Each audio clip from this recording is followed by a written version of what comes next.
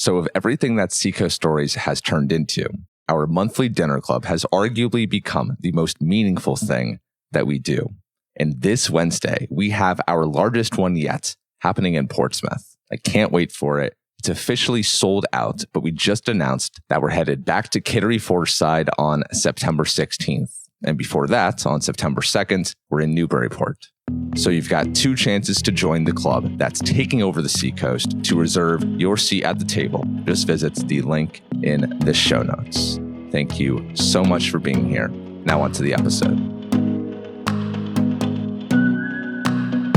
Welcome back to another episode of Seacoast Stories, a podcast about the people and businesses of New Hampshire and Maine. We're presented by Degree Wellness Seacoast. I'm Trey Farkas here in downtown Portsmouth, joined by 2 beloved past guests of the show. First up, we have the executive director of Stay Work Play. She appeared on the show in March. One of my favorite conversations to date. Miss Corinne Benfield, so Amazing. Impressed by you. We got such great feedback on that episode. And then I'm, of course, joined for what? Is this the third time? Third time? I don't know. I'm surprised the listeners haven't booted me off time, yet. but hasn't appeared since April of 2025. That voice, you know him, you love him. The king of Seacoast real estate, Mr. Andrew Simonis of Simonis Realty. I is just here. need you to follow me around all the time. Hype man. I'm down. I'm ready for hire. So excited to have you both here for a little bit of a different conversation than we typically have here on Seacoast Stories. We're going to do a little roundtable discussion. We've got some hot topics, both on the Seacoast and New Hampshire at large. And I decided to bring in 2 of the top young professional voices to have these conversations. So very excited to have you both here. Andrew, you are a Portsmouth resident. Corinne, you live in Manchester. I live in Portsmouth. And Portsmouth, Andrew, people have been all up in arms about parking, which they always are, but more so in particular in recent weeks. And this is a fast-moving situation. I saw a petition start going around about a week ago on social media. Something about, hey, restaurant workers in town, of which we have very many, are upset about now having to pay more to park in town than they previously had. And I didn't quite understand, did something change? Or are they just now speaking up about something that was already in place? Can you give us the latest on and the background on this Portsmouth parking fiasco? Yeah, there is what's called a service rate or service industry rate in most of our garages here. And it was proposed to up that rate or change it, as well as the duration that you're allowed to park. So a service industry employee might be parked for 6 to 8 hours at a time.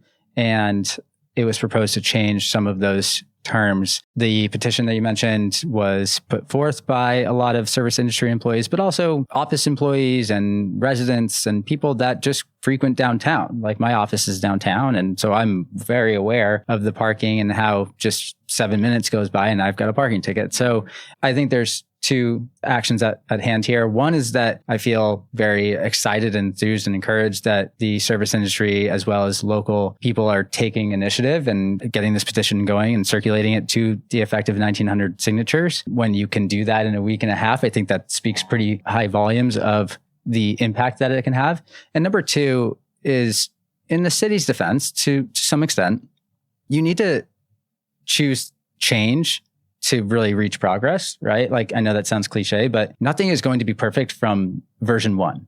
The parking downtown is an ever evolving and ever painstaking issue that we are trying to remedy, but the parking is never going to be perfect. So how do we get closer to perfect? We just have to make some incremental changes. Now, if we make those changes and then you hear from 1,900 plus people that don't like it, well, clearly we need to go back to the drawing board. So, I think there's 2 things going there, and it's okay. Like, we'll find a solution at some point. It just needs to continue to be worked. And the justification on the city's end for enacting a measure like this is what? Also twofold, but they wanted to change it so that more local people were coming downtown, as I know you have some background in. So they wanted to change sort of the structure at which local people were paying. And then also, it's a huge line item in our budget, is the income that parking creates. So just adding that to the budget.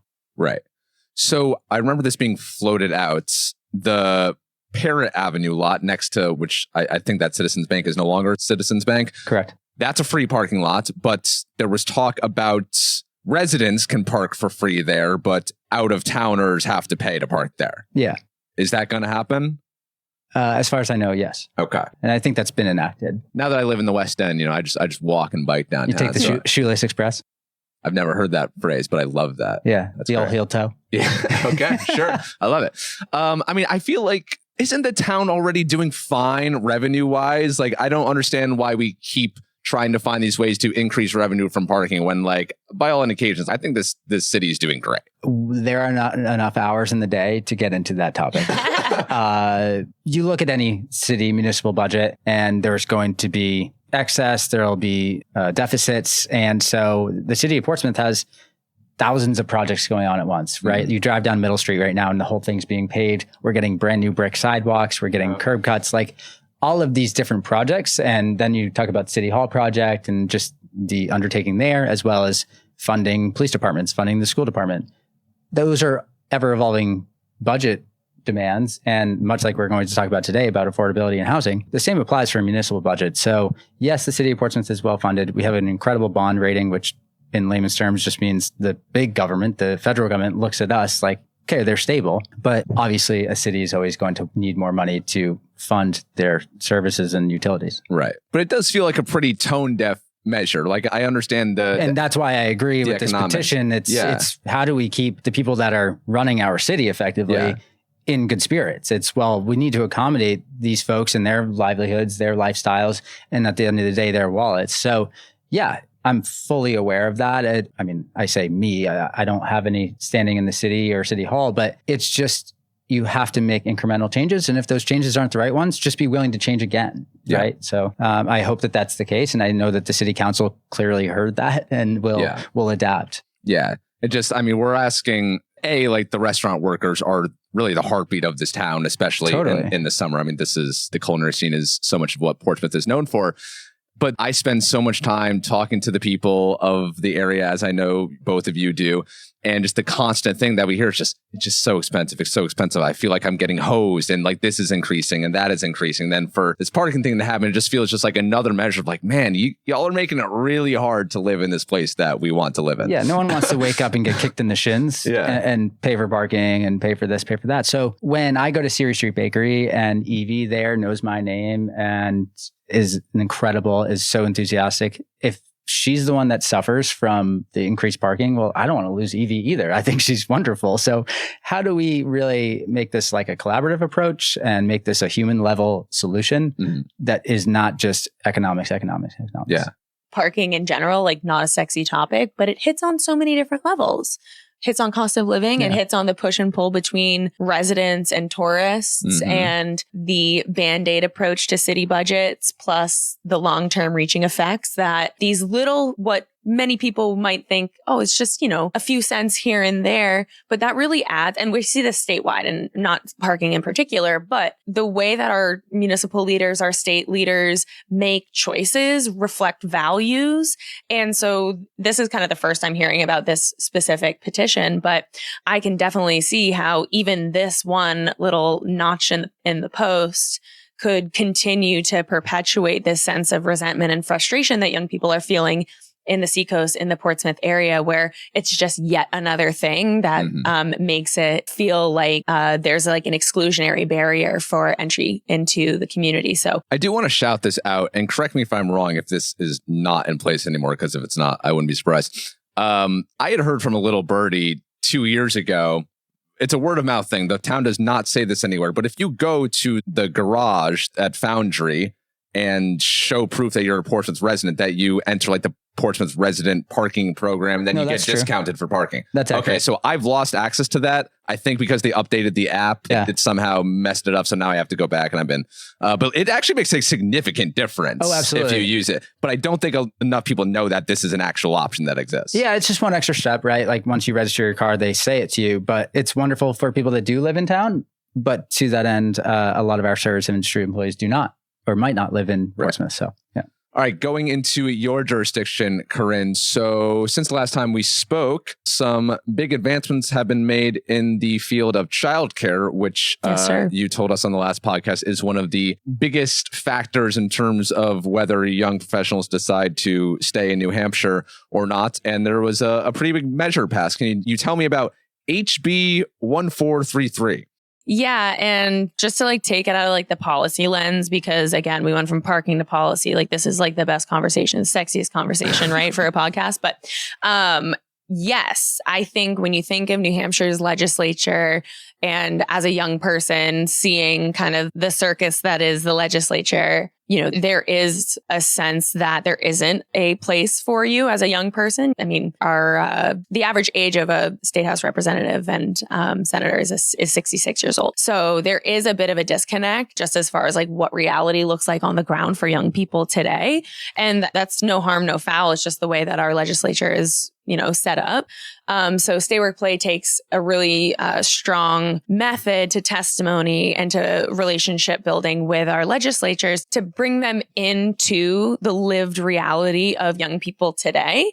But on the childcare front, we've seen some significant wins this session. 2 bills, HB 1483, definitely one, which is a business tax incentive to support childcare accessibility for young families in your employment. So it's just another lever and tool in the toolbox to help kind of address the friction of accessing childcare for young families.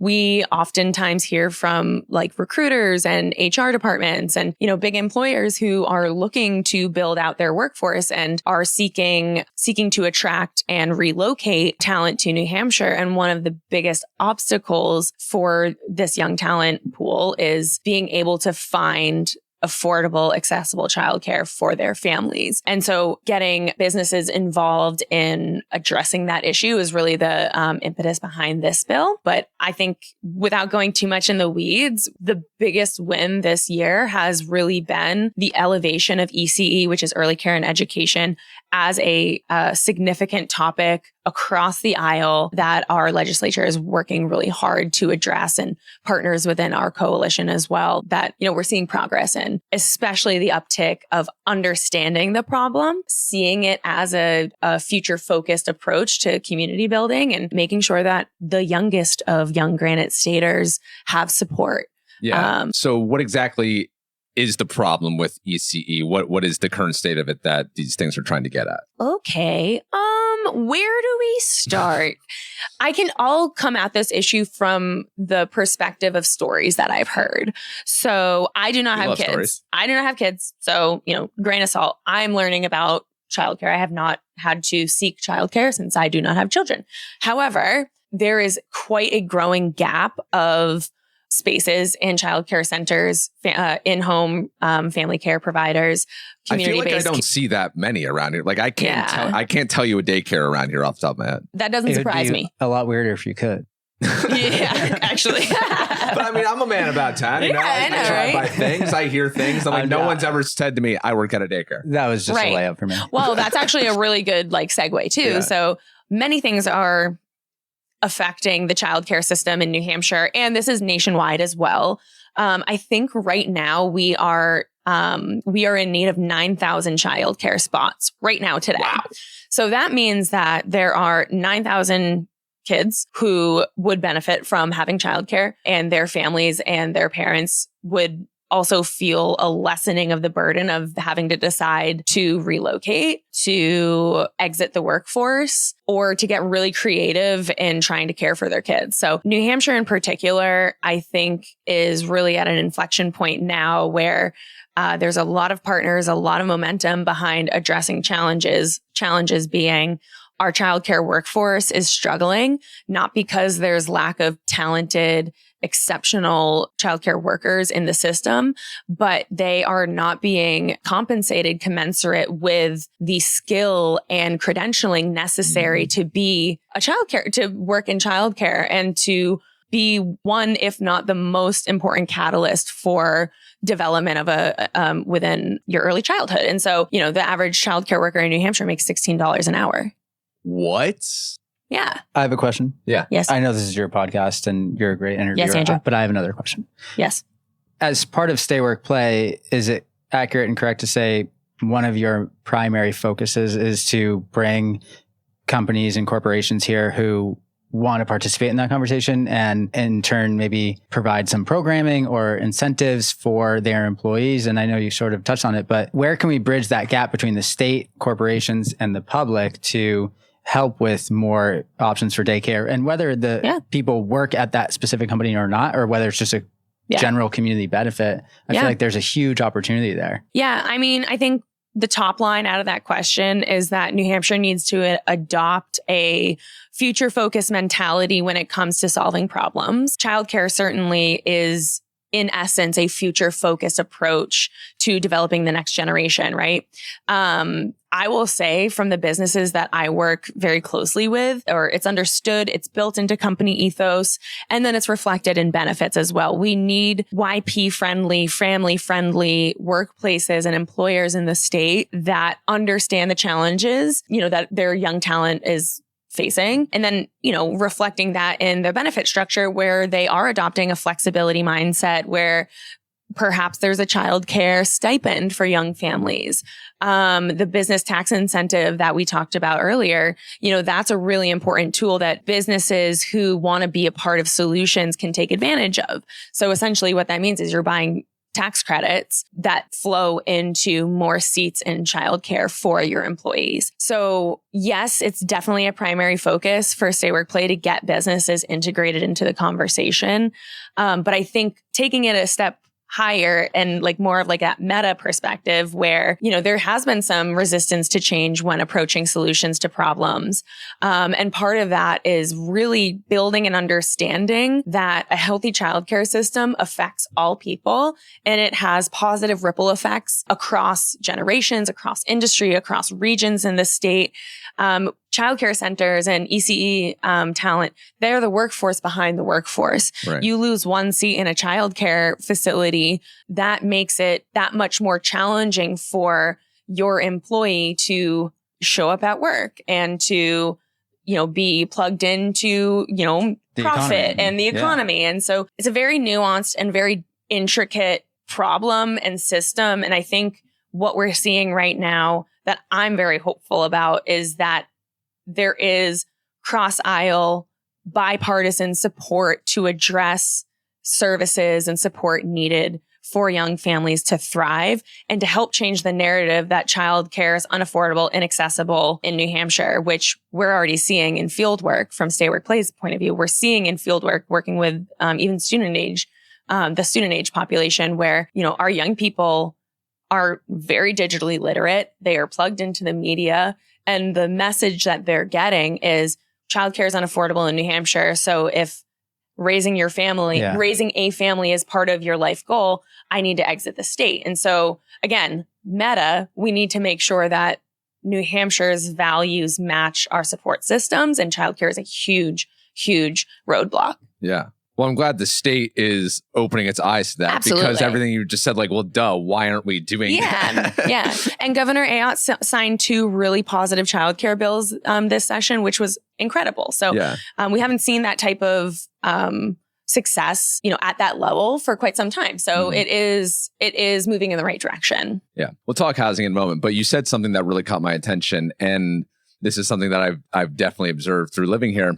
For as much as we love New Hampshire, it does seem to be quote unquote, other people's words, not mine, ass backwards in a lot of respects. Like this sometimes inability to be future thinking when there's so many things that, talk to, I'm sure, Dana from East Coast Cannabis. We talked about legalization of recreational cannabis, and that is just not even on the docket in New Hampshire, at least within the next 5 years or so. And it's so many other things like that. Why aren't we doing that? That's a layup, no brainer. And so I imagine this kind of old school thinking is something that you probably come up against a lot when you're lobbying, when you're having conversations in Concord. Yeah. And, that's a meaty question. I'm not going to touch cannabis in this conversation. Save it for after. But it's a good example of what you're getting at. So, I will say New Hampshire, for those who are new to New Hampshire, you're not a lifer. You didn't grow up here. So you haven't had the experience of having this instilled sense of being contrarian in your blood. And so you're coming to this unique state and saying, this is ass backwards. Totally understand that perspective. So what I've kind of sat with in exploring my role in the legislature and being a lobbyist and having conversations with legislatures, The one thing that you need to know is that our legislators make $100 a year. That's it. And they get Say that one more time. Our legislators make $100 a year. They do. So archaic. They do get their mileage covered, which is great. However, so I say that because we also have to understand that our system, we have the second largest house legislature in the country, second to DC federal government, and then third and globally to Parliament in the UK. I'm pretty sure. Fact check me. I'm really sorry, but I'm pretty sure that's right. Wait, what? Yeah. So again, one might see that and say, oh, that's ass backwards. For New Hampshire, we are a citizen-run legislature, a citizen-run government. There are many benefits to that, but also many pitfalls, including the opportunity for young people who, as we know, with the rising cost of living, probably, and I'm going to go out on a limb here, probably can't afford to live off $100 a year, right? So we tend to see the legislature skew to the older generation. So our average age is 66 in the legislature. Again, these are folks that, and I want to commend them, these are folks that show up to really long days, hard conversations, sit on committees, do the work. They show up because they care. And the YP perspective isn't often integrated into those conversations. And so Stay Work Play takes a very strong stance in platforming young people's lived experiences to educate our lawmakers who understandably might not be 20 somethings and might not understand that first person experience of navigating New Hampshire with that lens. So the idea that New Hampshire tends to be resistant to change, I would reframe that. New Hampshire does things the New Hampshire way, which is in and of itself subjective, but New Hampshire is very contrarian. We have that Yankee independent spirit, intends, something that works for Massachusetts, for example, a policy that works in Massachusetts, we will most likely say off the cuff, yeah, that won't work in New Hampshire. So let's do it the New Hampshire way. So we do more with less. And so that belief is inherent to a lot of the conversations that we're a part of. And I don't necessarily think that that is wholly a bad thing. However, we as young leaders in this world need to leverage that spirit, need to leverage that intention to do things creatively and with innovation and lean into it as a positive and also push for change, push for progress, but also use what we know, the tools in our toolbox. That is a narrative that people respond to. We're not going to do it the way Massachusetts does it because we're New Hampshire. So we can achieve these goals with less. We can achieve progress with that perspective. And I actually think it can be leveraged as a positive tool. So reframing it from a resistance to change to bringing folks into solutions that is rooted in the contrarian belief that New Hampshire gets things done better than any other state in the country. Boom. She's really articulate. Yeah, clap. Yeah. I mean, wow, the peanut You got me on a soapbox, though. Come on, you're giving me my soapboxes. I'm so glad that we have, you are the perfect leader for the role and the organization that you're in. And I'm so glad. I mean, you're 33, which to your point about the legislature being, 66 average age, the fact that we have an actual young professional leading a young professional organization, you can speak their language, you can speak to the older folks, you can speak to the younger folks and still be hip and cool to each side. Let me tell you, I have one little tiny brag moment. Please. So I work a lot with students, like college students, folks in post-secondary who tend to be 18 to 20-ish, right? When I'm speaking to them, they are shooketh when I tell them that I'm 33. They think that I am in my mid-20s, which I love. And you don't correct them. I correct them. But you best believe that I got a running list of my favorite people in the world now. And they tend to be students who are like, oh my God, I thought you were 25, blah, blah, blah. Yeah. So I think a shared concept that you may relate to is some days my mental age could be 60 and some days my mental age could be 20. What was your Spotify listening age? Because I'm about to rock your world. I'm so curious what yours. 89. 89. How did they even put that on a scale? I don't know. I love Chet Baker. I love Billie Holiday. So there we go. But I'm embarrassed to tell you mine. it's 23. 12. Just like Tate McRae, Olivia Rodrigo, nice. all that stuff. Yeah. Baby Shark on repeat over here for Seacoast Stories. Thank you for lightening the mood. Yeah. That was incredible. Yeah. Coming up, how New Hampshire's Gen Z population is navigating the workplace in the age of AI, and why we don't want to become the next Colorado. That's next. But if there's one thing I've learned from interviewing nearly 130 business owners and owning my own business in the last 2 years, it's that the stress is always there. But luckily, there's healthy ways to mitigate that stress, and Degree Wellness is the Seacoast's new home for handling it.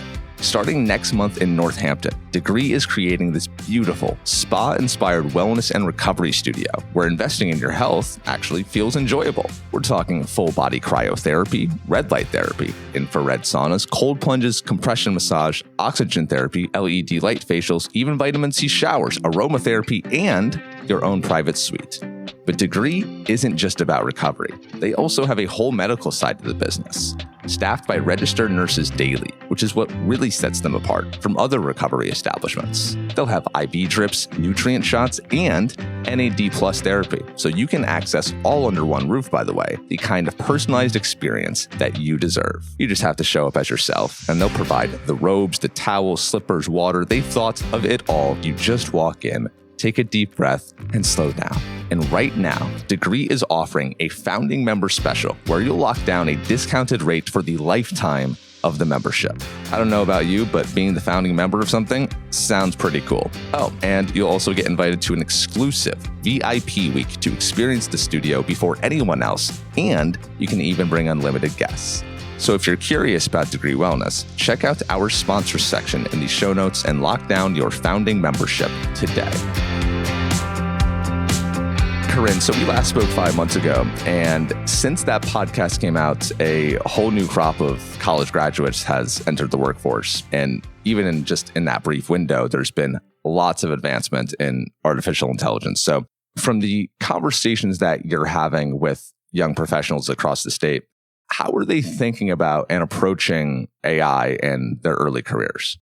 So I will say at this point in the trajectory and the conversation around AI in New Hampshire and where Stay Work Play has kind of found integration moments is it's less direct, right? Like obviously AI is growing at a rapid pace. What we've been hearing and kind of capturing in the background is that there is like a very inherent fear with our recent college grads who are future college grads, our recent college grads who are seeing national trends where early entry careers are drying up, or perhaps the field in which they were hoping to break into post-graduation, might see some displacement because of AI. So, it's less concrete as far as obstacles go, but I think generationally we are seeing some changes, specifically like from my point of view, when I'm talking to employers who have multi-generational workforce, there are some generalizations made about Gen Z in particular. They don't work as hard. They clock out at 5 p.m. They're not willing to put in the work to make that step ahead. And I think AI comes into play into this generalization because what Gen Z in particular is responding to is seeing millennials. I'm a millennial. Seeing millennials. You're 25, what are you talking? Yeah, sorry, I'm 25. Woo. Millennials, they saw the hustle culture of the millennial generation where, they were taking on side hustles. They were staying the long extra hours. They did go to 4-year college. They did invest in, in post-secondary and have the largest student loan debt of any generation thus far. And they saw them play by the rules that were prescribed to them and still not be able to afford to own a home, still not be able to raise their family in the place that they want to raise them because childcare is exorbitant. So they saw millennials play by the rules and lose. And so Gen Z is, I think rightfully so, learning and not just going forth with the prescriptive plan of attack blueprint, if you will. And they're going about their lives with values in line. So how can I work but still prioritize my quality of life? Goals look different. Life goals look different for Gen Z, I believe. And AI, I think, is just another added obstacle that is feeding this idea and this mentality that like, I'm up against a rock and a hard place. So what am I going to prioritize? I'm going to prioritize reading Shakespeare on the weekends because that's what I love. Playing disc golf because that's what I love. Versus I'm going to stay at the office until 11 p.m. to make an impression on my employer. It's not going to benefit me long term because I saw it not benefit millennials. And obviously, I'm speaking in generalizations, right? So, take it with a grain of salt, but AI is definitely a factor in feeding fears. A lot of that logic, I think, is extremely accurate. And I also think that it could be New Hampshire's biggest opportunity because yes, New Hampshire has some of the highest quality of life and safety and fulfillment, if you will, if you want to put it more holistically, fulfillment in the country. Absolutely. And so if Gen Z is reverting back to sort of this me first mentality with the idea that, yes, I'm going to have a job so that I can live, not live to work. Totally. Then New Hampshire stands to do quite well, right? Like if we have the next wave of Gen Zers that are outdoor enthusiasts, we win versus Massachusetts. If it's folks that want to have extra space because they don't want to live in an apartment building that's 10 stories high, New Hampshire wins. Yeah. And I agree with all of what you're saying. And I completely understand the reward system that you're sort of identifying where millennials were grinding it out and maybe just weren't rewarded in the capacity that they thought. Right. And so I think your role is going to be really interesting to capture the priorities of Gen Z and put those at the forefront and say, hey, Gen Z, we're open for your lifestyle and everything that you hope to sit in and enjoy, we have. Absolutely. I'm so glad that you made that point too, because that's exactly what we're doing. I think New Hampshire is having a bit of a brand identity crisis, which is totally okay because I feel the same exact way. It is an opportunity to rebrand, elevate the attributes that we know are speaking to that next generation and pivot how we're talking about how we're storytelling around the benefits of living in New Hampshire. And I love bringing employers into this conversation, specifically because there are super easy tools available to you as an employer. And obviously it's not prescriptive across industry. Healthcare is a different animal, right? So they have, there's less flexibility, but summer Fridays, Powder Fridays. I love that. Yeah, Powder Fridays. Powder Fridays. Half-day skiing. Yeah, or Powder Days where we are seeing employers saying, we just got dumped on, take the day off, hit Loon, we got you a pass, this is a benefit. That's sick. That speaks volumes to the next generation. Yeah. And it is integrated into what I think is our greatest asset, which is certainly our outdoor rec industries and certainly the ability to play year round in New Hampshire. So, again, brand identity crisis where New Hampshire in the past, probably the past 10 years, has really leaned into this idea that we are the cost-effective version of Boston. Can't really say that anymore or can't stand on business with that anymore because what we're seeing young people choose is, well, I can make more money in Boston. I can add one more person to my housing situation. And there you go. I am, saving money as opposed to living by yourself in Portsmouth within a Portsmouth market. So we can't lean into the cost efficiency of New Hampshire. What we can lean into is our innovative ethos, our opportunity to live in rural communities, but also integrate into really cutting edge advanced manufacturing industries. You can have everything in New Hampshire. We just need to really capitalize on that, capture that, be able to disseminate that to our next generation and meet them where they're at. And luckily, we're not really identified as rural. I mean, sure, like parts of the North Country or the western part of the state, yes. And I think that there's a place for that. People Definitely. Who live in that area love it. They have some of the highest pride. But luckily, New Hampshire is not just rural anymore. And when you think about places outside of Manchester, outside of Salem, they're still accessible, right? Like a 20-minute drive gets you to a major retail center, whether it's downtown Manchester, whether it's Tuscan, right? So I think that hybrid of identities is phenomenal. Yes. And I guess anecdotally, if I can give you one more story on this, my sister has lived in Boston, New York City, DC, and California. And, she was like, where do I move next? What if I want to move? And at no point was she going to move home, which is very much okay for her. And I don't think I would try to pull her home because she would not enjoy it. Separately, I have friends that have lived in Denver for the last 7 years, and they called me pretty recently, just got engaged. They're like planning their life, right? And they're like, yeah, we're considering moving back east. I'm like, oh my gosh, no way. Like where? I go, Boston? They go, no. Like New Hampshire. Like, what do you think? And I was like, oh, that makes a lot of sense, right? Like they've lived in Denver. They've been an hour to 2 hours to mountains. They've been able to go biking, mountain biking, and close to an urban center. And so now what's the next logical choice when you look on a map? It's parts of the East Coast, but Boston doesn't really scratch their itch. So where's next? Well, is it Portsmouth? Is it Manchester? Right? Like that to me should be on a billboard somewhere in Denver. Like, hey, New Hampshire, a lot of the same stuff. It's making me wonder, like, because like I've lived different places and I've worked with people who live in a bunch of different places around the country. And we've had this conversation before. I talk about New Hampshire to them and they just think cow Hampshire. Totally. Like, they think it's rural. The south of the north. Exactly.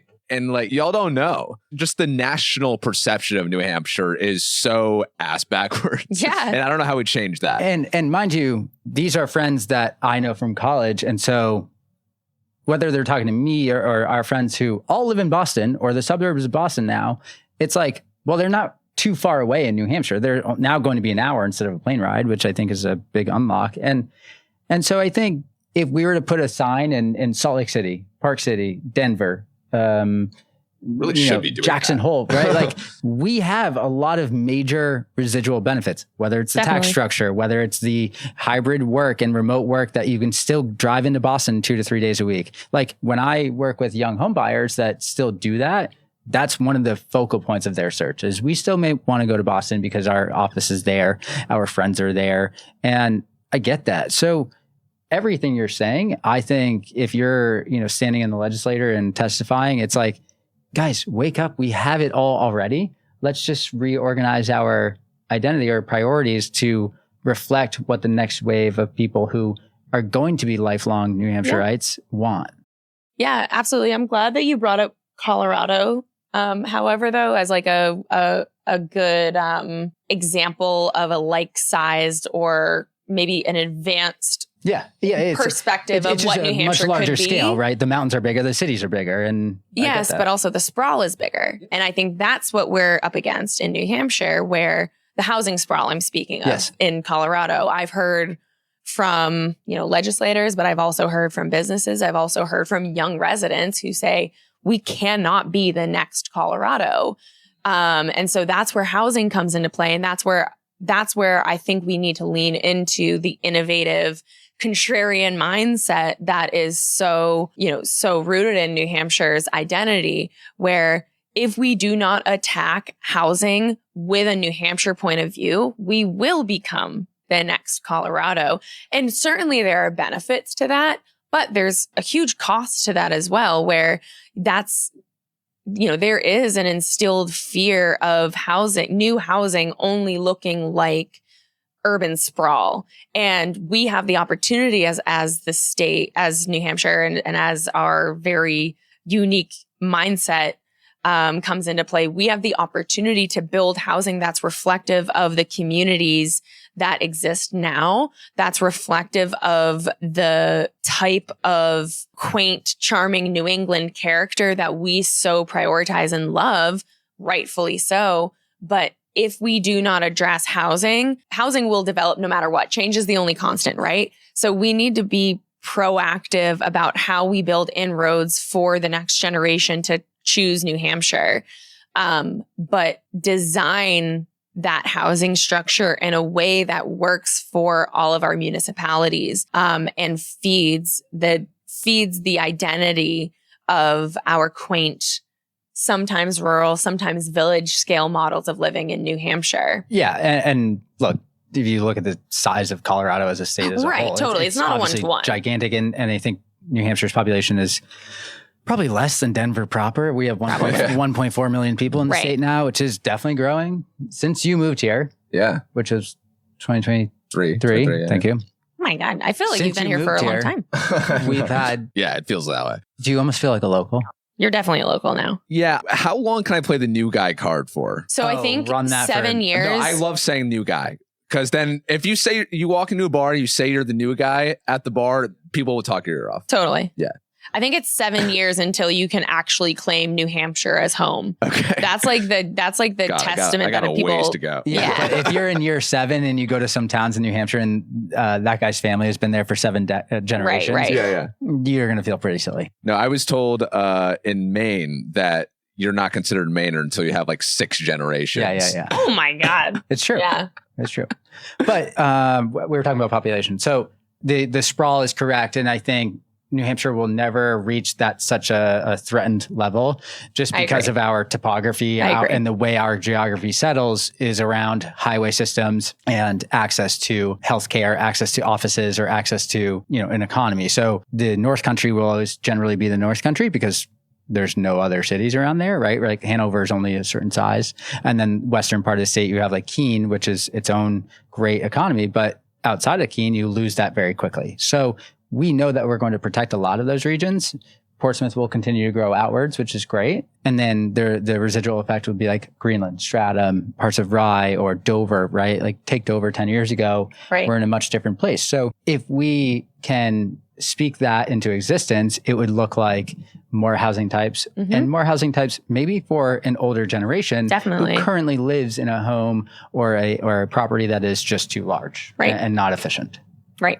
Building opportunity for older folks to downsize is huge and definitely something that we do need to unlock in order to repair the housing pipeline in New Hampshire.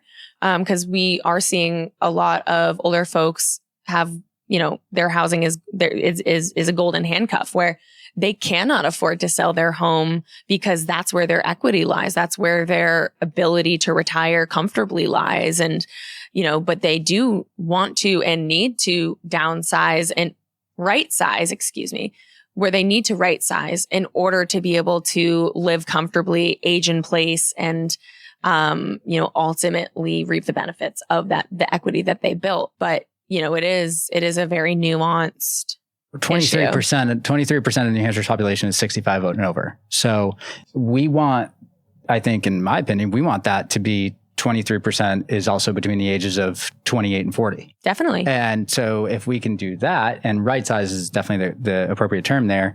If we can do that, well, how do we repurpose the older generation's homes into opportunities for the younger folks? And because there's a lot of respect and their heritage and history is important, we need to keep these older generations in the communities because they still contribute and certainly are a massive part of our identity in New Hampshire. So that's, I think, one of the biggest questions is not so much for young new home buyers or young families, but it's an and statement, not a but statement. It's an and how do we service an older generation who's right sizing and keep them as part of the community that they know and love? Because you can't uproot an older generation and expect them to go and adapt like you or I, you may do that, when you move. It's like you can have a friend group in 10 minutes if you're 28 years old. But when you're an older generation, it's a lot more challenging. It's confusing. And it's like, why do I want to do that? So we need to find that solution to create, again, the pipeline was another great, appropriate term, a pipeline to success.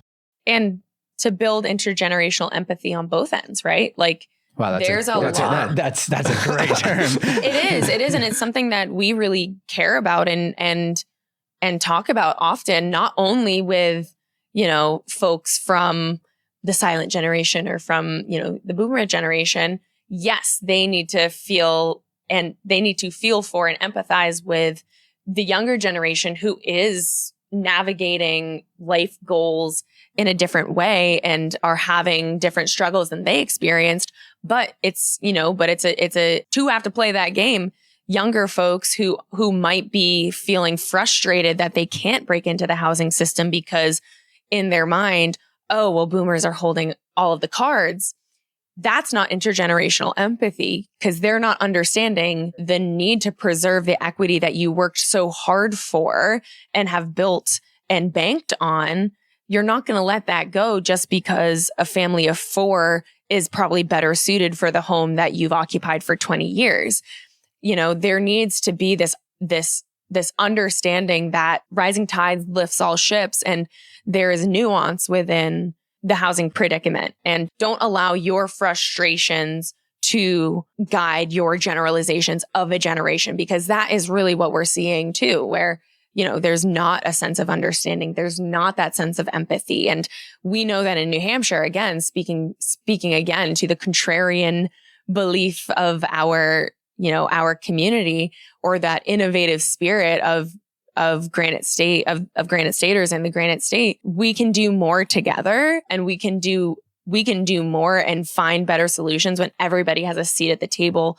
That includes folks who are 65 and older. That includes students who are trying to navigate post-secondary choices. And that includes the young families that are both stretched because of childcare and stretched because of exorbitant housing costs. So the crescendo of this entire dialogue, and this has been a great discussion, and hopefully people are engaged. But I think the crescendo of this is New Hampshire's housing crisis is also New Hampshire's housing opportunity, which sounds like a backwards statement, to use your term again. But the opportunity is, where do we service the missing middle? Yes. The crisis is that the missing middle is either not there, not built yet, or locked up because of the equity issue. So, and the regulatory environment. Right. So it's a great question for someone to put on, the whiteboard and the legislator and say, figure this out. And hopefully someone takes some action on it.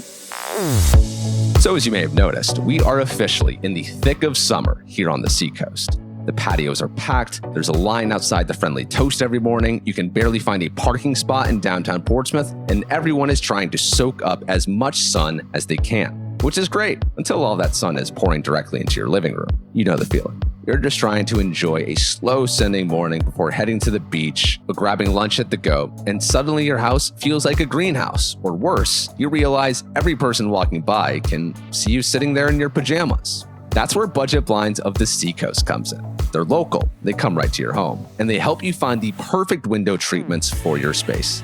No guesswork, no wandering around a big box store wondering which blinds are actually going to fit. Whether you live in a downtown Portsmouth condo, a Dover colonial, or a coastal cottage up in Maine, they will help you keep the summer light where you want it and the heat and lack of privacy where you don't. Custom blinds, shades, shutters, and drapes professionally installed, reasonably priced, and done right the first time. For more information, just check out our sponsors section in the show notes. All right, so we've been talking a lot about housing. Andrew, I want to lean on you, the king of Seacoast real estate. Some recent numbers here that you're probably familiar with. We recently had a $16.16 million home sold in Hampton.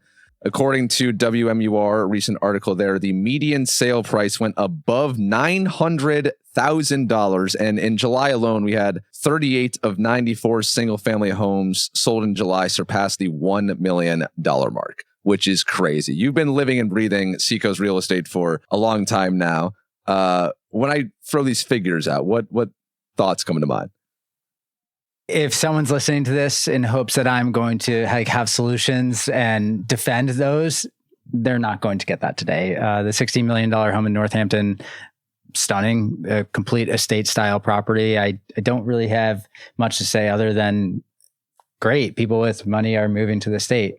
The median home sale price, less great. And it would be wrong for me, or an injustice for me, to sit here and try to defend that. I think the reality is such that people spend a lot of their lives working very hard, as we just discussed, with whether is it the boomer generation or parts of the millennial generation, that they work very hard and then they retire. And when they retire and they have a nest egg of money and they sell their home elsewhere, all they want to do is live the lifestyle that they've read about and seen and driven to for the last 40 years of their life. So if somebody's moving from Bedford and they've had to drive an hour plus to go to the beach in Rye, okay, now they just want to move here and live here. And so that money that they've incubated for their entire working lives is deployed. Not everyone has 16 million. Not everyone has $960,000 to spend on a home. And does it skew and does it create consternation for the younger generation? Most definitely. But I would also say that it doesn't completely block them out. And there are a lot of, or if not more, success stories for young people moving here as well. And I think my friends are some of those examples. So yeah.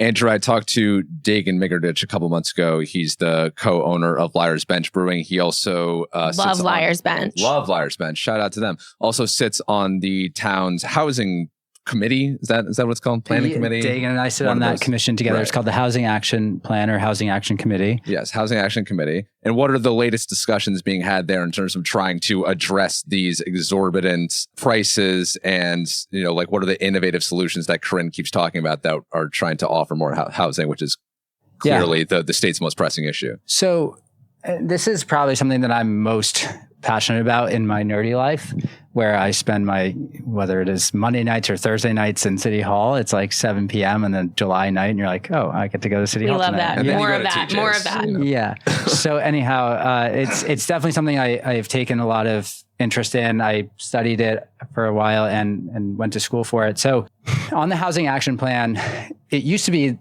a little background, it used to be called the Housing Committee, and people felt like we were not progressing the ball down the field enough.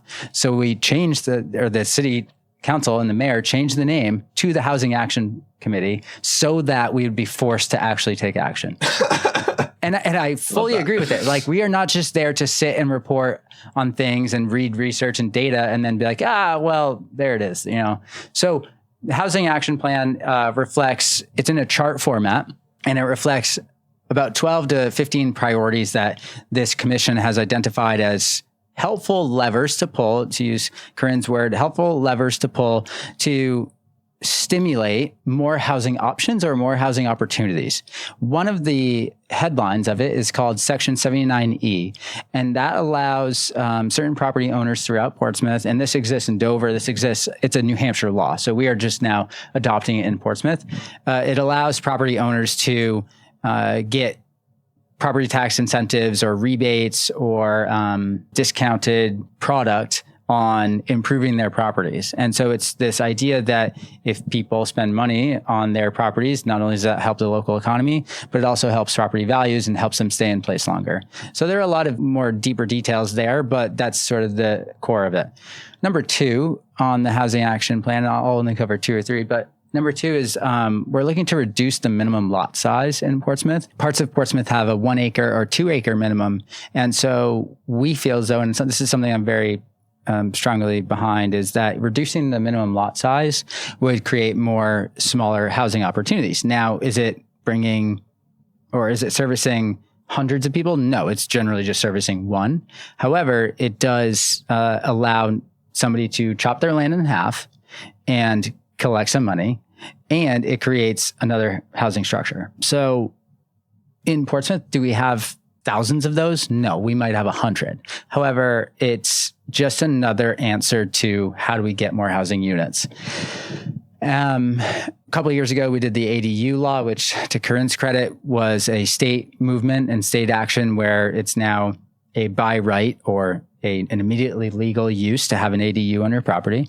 What's an ADU? Detached and attached. Yeah, accessory dwelling unit. Of course. So we talk a lot about multi-generational households and how if somebody is moving to New Hampshire and let's say they buy a home that has some space above the garage and then they have a kid. And instead of sending the kid to daycare, they just say to their parents, hey, parents, why don't you move to above the garage and take care of our kids and we continue working? So that's something that the city of Portsmouth implemented a handful of years ago, and it has certainly made its way through our planning system, and I think it's had a great reaction. Number three on the Housing Action Plan is a housing trust fund, where when given the opportunity, we are collecting funds to then deploy for various uses, whether that's reducing certain property taxes of certain citizens or helping with down payment assistance. There are probably 12 or so different reasons we would use the Housing Trust Fund. And so that's something we wanted to do. It used to exist, and the city used to fund it and have great advocacy around it. And then it sort of went dormant. And so we're just kicking that back into the gear. And this is something that the city council has put at the forefront of their conversation and their agendas. And so I think that committee is really the most active. We're also in the midst of a master plan here in Portsmouth that you do every 10 years. And that's something that we are being unabashedly honest about. And it's pretty fun because you get to, chop up what we currently have and say, what worked, what didn't, and what are we happy about? What are we irritated with? And that's been a great process to have outsiders come in, outside consultants come in and say, hey, FYI, like this is not how it's done elsewhere. So that is, in my opinion, a great door opening opportunity for the city to look in the mirror and make some changes. Corinne, after taking in everything Andrew just said, combined with all the discussions you have about housing and innovative solutions in the state at large, put on your Andy DeMeo hat. Why are you optimistic about our ability in the state to address the housing crisis?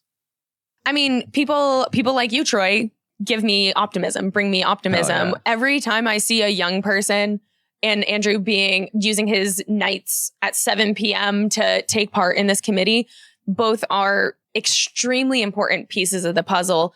More times than not, young people feel excluded from future-focused strategies addressing obstacles that they are inherently up against versus the folks that tend to, have the time, energy, and placement to be leaders at those tables. And so what brings me hope for, New Hampshire solving issues is that young people are stepping up, young people are running for office, young people are casting ballots, and young people are also sharing their stories about what it's been like navigating the housing system and navigating, how they're able to achieve their life goals, which is really important.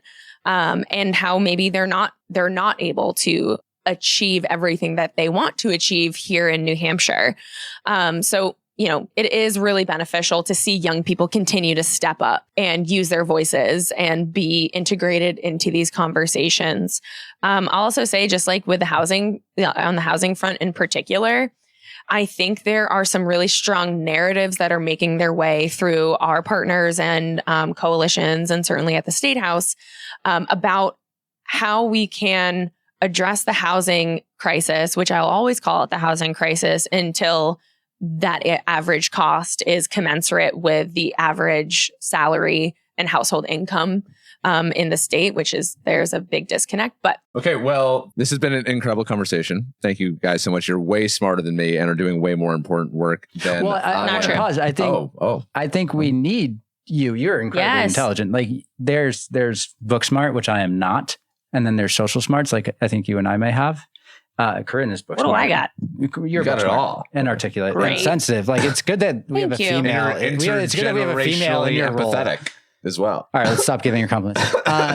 But what I was going to say is that we need someone in your role because we can't get all of our news from Foster's or Seacoast Online and expect to have the full picture, right? Like the deeper dive that you're doing, whether it's political, whether it's housing, or the guy that was making spoons. I was like, love the spoon guy. AI is not taking the spoon guy's job, right? And then on top of that, anecdotally, my friends have been going to your dinners and they've introduced new friends into our group. And so what you're doing is helping people stay, work, play. Absolutely. Connectivity. Because they feel connected. They feel wanted and like the door is open for the middle generation. And I've just been thinking about that as, you'll text me every now and again, like, what's going on with this? And I'm like, that guy just doesn't exist in the political world. And it's so perfect because you exist in the social community world, which people also need. Yeah. That has to be part of the progress as well. Yeah. So it was a nice compliment for you. Yeah. Thank you. I appreciate that. I needed that. Yeah. I'm just so drawn to the human element of things. And to your point about the dinners, we were just in Amesbury a couple of days ago. A dozen people came up to me throughout the night. This is my fifth one. I have a group chain or a group thread on Facebook or WhatsApp with my group, and we've now gone out to dinner by ourselves. We went over to our friend's house for lunch. We went shopping together. We're arranging to go to the Live Freely Fest together in a couple of weeks. Yes. It's been beyond my wildest dreams in terms of the plans that I had for Dinner Club and just the connections that are being made. And I'm hearing from a lot of Amesbury was an older crowd, like 50 plus kind of crowd. People just saying, thank you for doing this. Nothing else exists like this. There's not opportunities for me to go meet people my age and feel young again in these ways. So it's been really, really heartwarming. Yeah. Yeah, I love that. And thank you for all the work that you're doing and you as well, Andrew. Again, I'm one person at Stay Work Play. We have a small but mighty team. Of two. Yeah, of two. Shout out Courtney. She's the best. But it takes a village, and everything that you're doing and everybody in your community, has a piece of the puzzle. And I think together we really are going to be able to see some change, affect some change, and make sure that New Hampshire is the best place to live. And that is the great As thing it about is. Yeah. Hell yeah. That is the great thing about New Hampshire. It feels like we all have stake in the game and an actual say. And a pathway. Perhaps in other states. Yeah. And a pathway to create as well. One of my favorite things about the state. Lastly, speaking of being social, you guys at Stay Work Play have a big event coming up. You do this all throughout the state, but you're bringing this to Portsmouth soon. 6:03 after hours. Yes. Stay tuned for 6:03 after hours in Portsmouth. But if you want to come out to Manchester, it's not scary. Like Troy said, August 27th, we're doing a pop-up at Mosaic Art Collective, which is an incredible nonprofit gallery space. I actually just bought some art there. It was amazing. So we're popping up there, and then we're going to walk down to Victory Park for Veterans Park for the Levitt Amp Music Festival, which is a free concert series, which is awesome. So it's just a great way to, meet like-minded people, explore the city, I'm going to play tour guide, honestly. Yeah. So I'm going to play tour guide for my home city. But then also save the date for the Rising Stars Awards, which is New Hampshire's YP Gala of the Year, which is our biggest event of the year. I should. I haven't been invited, but I could. It's October 8th. Yeah. Actually, Zoe K from NHPR is going to be emceeing it. She's awesome. Next year, Troy. Well credited. But definitely go. It's going to be great. At the Rex Theater in Manchester. Yes, we have 7 awards. So get out there. Can we reveal? Do we know who's won any awards yet? Can we reveal? The reveal will be coming mid-August, but I can say all of the awards have been selected. And we have some really, really great award winners this year. Interesting. I'll expect my award in the mail. Corinne and Andrew, thank you so very much for joining the podcast. Yet again, you're both incredible, and I feel very optimistic about the future of New Hampshire because we have people like you guys leading the charge. And I will tell all the folks where they can find you guys and support your work. But thank you so much for being here. Thanks so much, Troy. Again, that's Corinne Benfield of Stay Work Play and Andrew Simonis of Simonis Realty. To stay up to date with each of them, you can check out the social media links in the show notes. Thanks to Corinne and Andrew for joining, to Degree Wellness and Budget Blinds for supporting today's episode, and to all of you for listening. If you aren't following the podcast on Apple, Spotify, or YouTube already, we would really appreciate it if you could do so. Thank you in advance, and I will see some of you this Wednesday at our largest Seacoast Stories dinner club yet. But until then, if you see me around town this week, please stop me and say hi. I would love to hear your story.